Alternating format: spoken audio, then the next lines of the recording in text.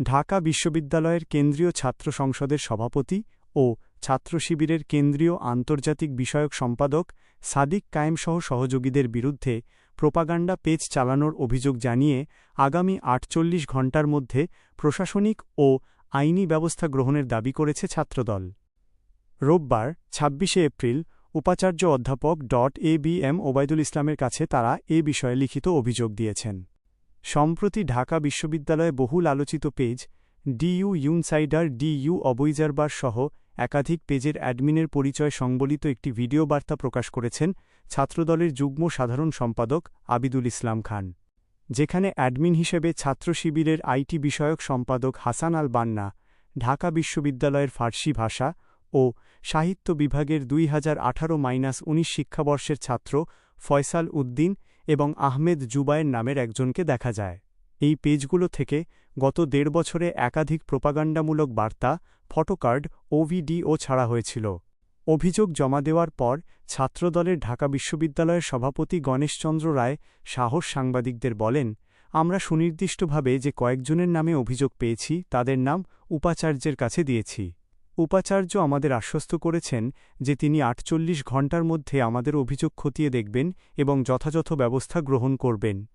ছাত্রদলের সাধারণ সম্পাদক নাহিদুজ্জামান শিপন বলেন, ৫ আগস্টের পর আমাদের নেতাকর্মীদের নিয়ে সংঘবদ্ধ প্রচারণা চালানো হয়েছে।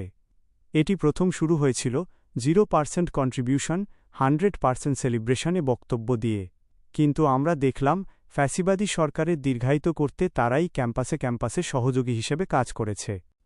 তিনি বলেন, তাদের প্রথম টার্গেট ছিল আমার বোনেরা, কেবল ছাত্রদল নয়, অন্য সব সংগঠনের নারী নেত্রী, এমনকি যারা জুলাই আগস্ট গণ অভ্যুত্থানের পরিচিত মুখদের টার্গেট করে বিভিন্ন অপতথ্য ছড়িয়েছে। একটি নির্দিষ্ট ছাত্র সংগঠনের গুরুত্বপূর্ণ দায়িত্বে যারা রয়েছে, আমরা দেখেছি তারাই এসব মিথ্যা প্রোপাগান্ডামূলক রাজনীতির পৃষ্ঠপোষক এবং যোগানদাতা। ডাকসুর ভিপি সাদিক কায়েম এবং তার সহযোগীরা এসব পেজ পরিচালিত করে। এটি উন্মোচিত হওয়ার পর আজ ঢাকা বিশ্ববিদ্যালয়ের সম্মান, ইতিহাস ও ঐতিহ্য ব্যাপকভাবে ভুলুণ্ঠিত হয়েছে। নাহিদ বলেন, ডাকসু নির্বাচনের আগেও এসব পেজ বন্ধ করা আমাদের দাবি ছিল। আমরা সাবেক উপাচার্য নিয়াজ আহমেদ খানের কাছে এসব বিষয়ে লিখিত অভিযোগ দিয়েছি যেন তিনি ব্যবস্থা নেন, কিন্তু তারা সে বিষয়ে ন্যূনতম কর্ণপাতও করেনি। নতুন প্রশাসন দায়িত্ব গ্রহণ করেছে। শুধু এই গোষ্ঠীর প্রোপাগান্ডামূলক মিথ্যা রাজনীতির কারণে বর্তমানে বিশ্ববিদ্যালয়ে উত্তপ্ত পরিস্থিতি তৈরি হয়েছে। এর পেছনে সবথেকে বড় ভূমিকা পালন করছে এই গুপ্ত রাজনীতি। তিনি উল্লেখ করেন, এগুলো যদি বন্ধ না হয় তাহলে শিক্ষাঙ্গনে শান্তি ফিরে আসবে না।